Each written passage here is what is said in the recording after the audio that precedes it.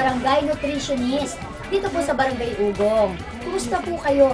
Ito po si Nay Loreline at ang kanyang anak na si Shane. Kwento niyo po ang kanyang problema. Ano po, kukain po siya ng kain, hindi naman po siya tumatanda. Tapos minsan, pag kumain siya, Parang walang kagisugan, parang pero ganun po, hindi naman po siya, tumatanda.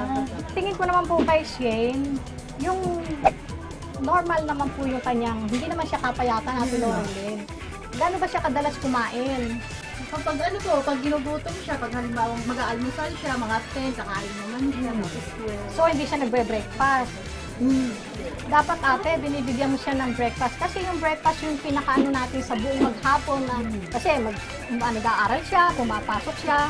ibig po sabihin, Miss Chona, yung nutrisyon na ibinibigay dito po kay Shane, ay baka hindi sapat. Baka po hindi sa mga sapat. kinakain niya. Opo. Maaaring kain nga ng kain si Shane, pero wala namang sustansya yung mga Katulad po pagkain. sinabi ni Ate Lore na nag-i-skip siya ng breakfast. Tapos baka mamaya ang kinakain niya sa pagdating sa school hindi sapat yung Junk pinaupo, yung mga chichirya ang kinakain niya. Kaya dahil po dyan, ay palagay ko kailangan natin turuan po si Nay Loreline isang masustansyang meal para dito kay Shane. Ito po usually ang inihahain natin sa ating mga anak. Kanin, fried chicken, and fruits. Dapat po kasi ang bata, sanayin natin na may prutas, hindi lang po chocolate, ang kanilang mga pagkatapos mo kumain nila. Kailangan po bibigyan natin sila ng prutas.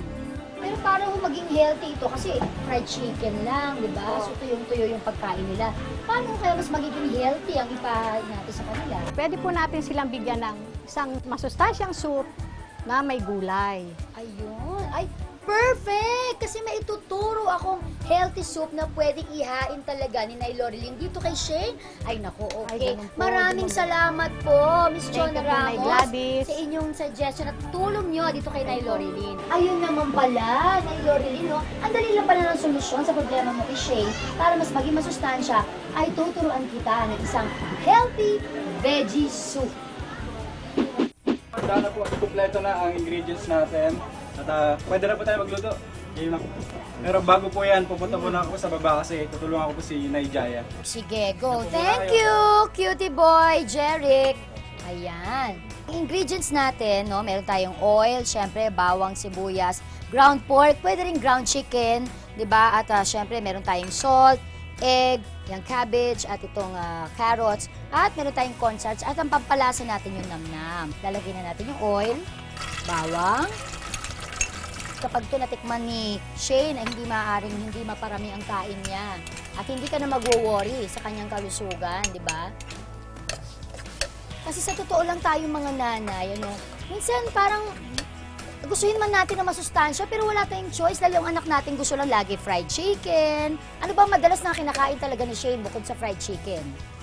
Yung hotdog, casino. Naku, ayan na nga. So, syempre, no, ito yung ating ground pork. Susunod natin na igigisa. Ang ating carrots. Ito na, yung mga gulay natin. Kapag nakita natin na medyo okay na itong ating carrots, isusunod naman natin itong ating repolyo. Tapos sabi ni nutritionist kanina, ni Miss Chana, no, na importante may prutas, di ba? So ito yung gulay, may prutas, may karne ka, kumpleto na. So kapag nakita natin na medyo okay na, itong ginigisa natin na carrots, magkakasama na yan, yung giniling natin, at syempre yung repolyo natin, isusunod natin ay itong pinagpakuluan natin dun sa kalabasa. Kasi kesa mainit na tubig nga lang naman, di ba, mas healthy kung meron tayong pinakulong gulay doon. Alam mo, yung amoy pa lang, maiengganyo na yung mga bata dito eh. Kailangan lang talaga minsan hulihin mo yung kanilang kiliti, di ba? Or maging creative tayo mga nanay.